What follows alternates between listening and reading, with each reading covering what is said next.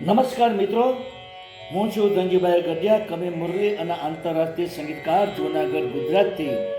આજની શબ્દોની સરિતામાં મારી નવી લખેલી 2 ગુજરાતી કાવ્ય રચનાઓ લઈને તેનો પાઠ કરવા માટે ઉપસ્થિત થયો છું.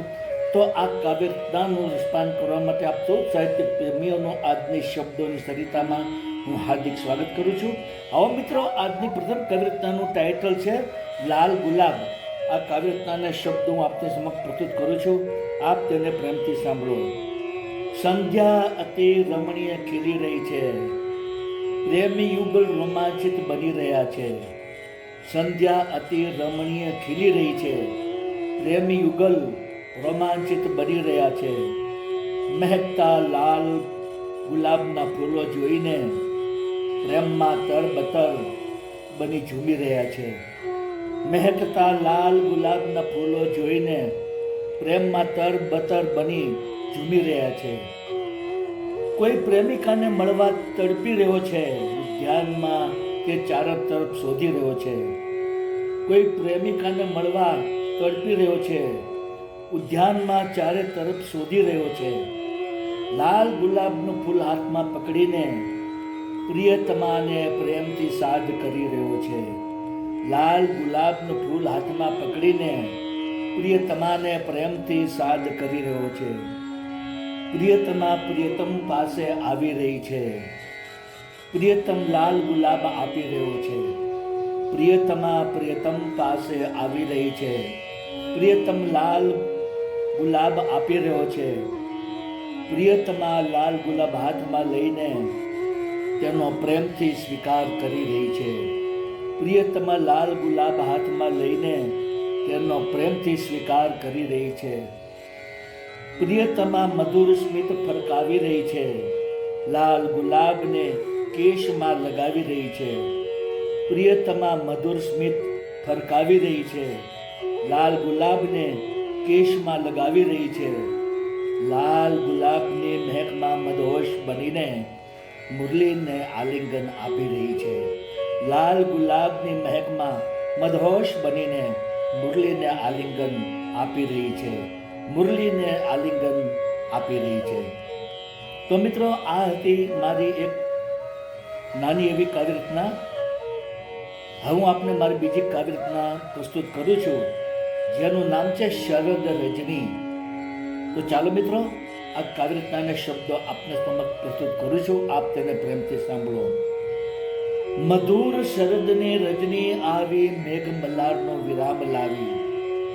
મધુર શરદની રજની આવી, મેઘ મલ્હારનો વિરામ લાવી. શ્વેત વસ્ત્રોમાં શણગાર સજીને વાલમ મુજને મળવા આવી. શ્વેત વસ્ત્રોમાં શણગાર સજીને વાલમ મુજને મળવા આવી. ઝાકળની જેવી ચમકતી બિંદી તેના લલાટમાં લગાડીને આવી.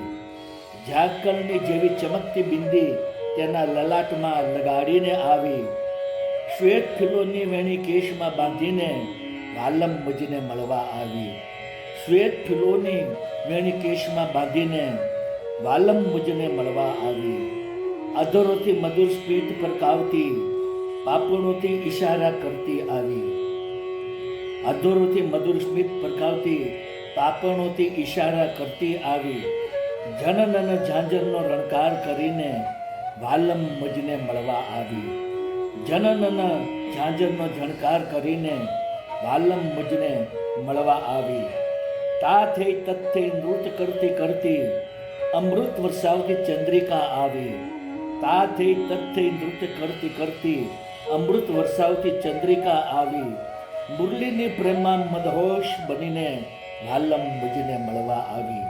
મુરલીની પ્રેમ ધૂનમાં મદહોશ બનીને વાલમ મુજને મળવા આવી. મુરલીની પ્રેમ ધૂનમાં મદહોશ બનીને વાલમ મુજને મળવા આવી.